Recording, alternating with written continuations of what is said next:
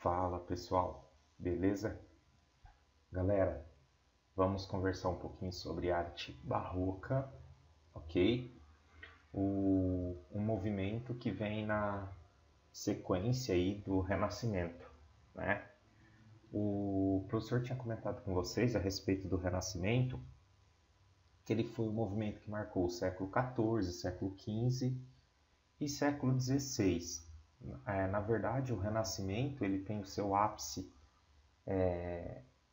a partir da segunda metade do século XV até a primeira metade do século XVI. E a partir da segunda metade deste século, do século XVI, então o Renascimento ele começa a perder forças porque começam a surgir os ideais do movimento barroco. E aí esse barroco ele vai ter um grande destaque no século XVII e até ali início, né, lapsos temporais, início do século XVIII. O movimento barroco ele foi um movimento que, na verdade, foi lançado por consequência da Contra-Reforma, né? Uma oposição à Reforma Protestante que marcou o Renascimento, certo? E aí agora a igreja, ela tentando ali, né, digamos assim, retomar o seu poder e tal, como acontecia lá na Idade Média, e depois no Renascimento há uma enfraquecida, aí com a Contra-Reforma eles têm essa tentativa. E aí eles vão lançar este movimento. Né? O movimento barroco ele foi um movimento lançado pela igreja, certo? E esse movimento, o que ele traz de importante para nós é que é um movimento que ele vai não só tratar de temas religiosos, como também, né, cenas ligadas ao cotidiano. Como ele foi um movimento religioso, vamos pensar assim, nos países católicos, Itália, França, Espanha, Portugal, Brasil, né, ele tinha um caráter muito mais religioso, né? Nos países protestantes, como Holanda, Bélgica, Inglaterra, esse barroco ele retratava muito mais cenas do cotidiano, né? Então nós temos um movimento que ele vai trazer tanto essa questão religiosa, certo, quanto essa questão que envolve o cotidiano, né, o dia a dia das pessoas e tal. Esse movimento, vamos pensar assim, eu coloquei aqui algumas características, certo?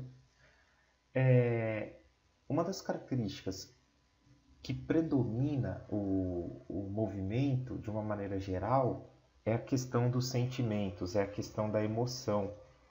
O barroco ele tenta buscar o espectador, né, através desse sentimento, através dessa emoção, causando todo um impacto, né, nesse observador. Um impacto que eu falo assim, tanto visual quanto na questão dos temas, certo? Então, a riqueza dos detalhes, as expressões dramáticas dos personagens, a valorização da linha curva, da linha sinuosa, ou então a linha espiralada, como é o termo mais utilizado, tinha um impacto muito grande.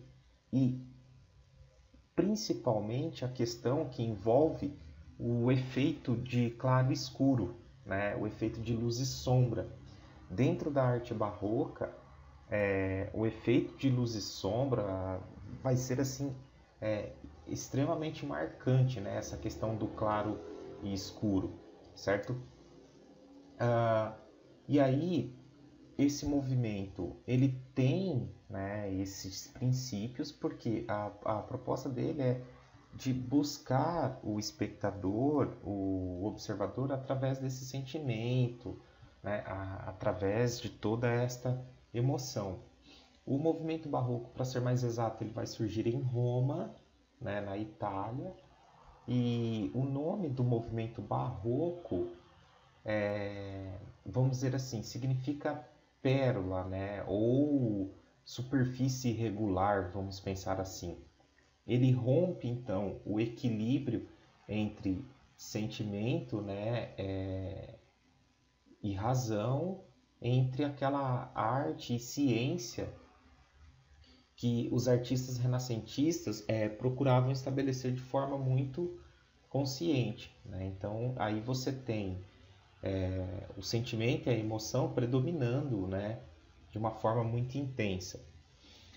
Nesse movimento eles vão valorizar a representação do drama humano, né, que vai ser trazida através de uma cena expressiva, muito marcante, a encenação teatral, os exageros, o excesso, né, porque o barroco ele vai ser marcado pelo excesso, ele vai ser marcado pelo exagero da sua ornamentação, dos seus detalhes, em todos os sentidos, tá? E que mais que a gente pode relembrar?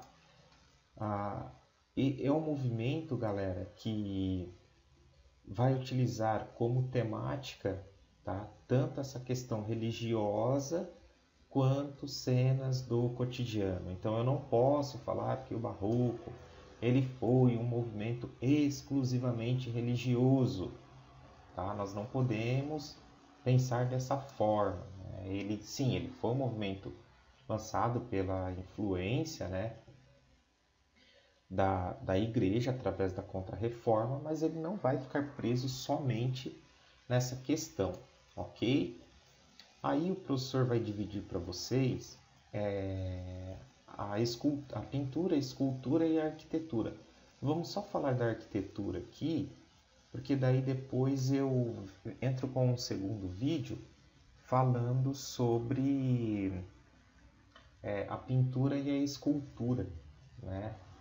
Então, quando a gente fala desta arquitetura barroca, o que nós precisamos pensar, né? Que na arquitetura barroca, conceitos como racionalidade e simplicidade foram deixados de lado, né? Abrindo espaço para uma nova estética, cuja linguagem teve em suas bases a teatralidade, o dinamismo das formas assimétricas, né? Em virtude do movimento da Contra-Reforma, encontra-se na arte sacra a mais expressiva característica desta arquitetura barroca. Foram utilizados recursos como a elevação do teto, que, aliada às esculturas, produz a sensação de infinito, né? Empregou-se também a luminosidade que atravessa as janelas e incide seus raios numa clara evocação teatral, porque nós vamos ter muito isso, né? Dessa encenação teatral, de modo a evidenciar as mais importantes esculturas, tá? Por meio do movimento espiralado, né? Aquela linha curva, sinuosa, mas o termo espiralado é melhor, né? Que nós vamos encontrar nas colunas. E isso daí, com isso daí, conseguiu-se conduzir a sensação de movimento e grandiosidade, né?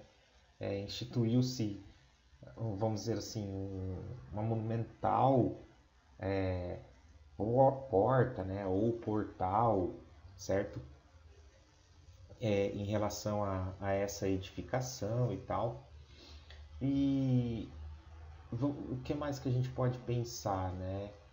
Cor, textura, tem sempre muita importância nos materiais, tá? Já que o objetivo é produzir uma impressão de enriquecimento, né? E ostentação. Para isso, então, eles vão utilizar mármores coloridos, combinados com metais e elementos dourados, né? Você tem uma riqueza destes materiais como uma forma de poder mostrar todo um poder, toda uma autoridade. o efeito dinâmico, né, obtido por meio das curvas côncavas, convexas, que buscam a continuidade espacial, certo? Há ainda também o uso de elementos que criam ilusão ótica, efeito de luz e a sensação de que certos elementos arquitetônicos estão flutuando, né, em relação ao resto da construção, como é o caso, por exemplo, das cúpulas, né, dessas abóbadas.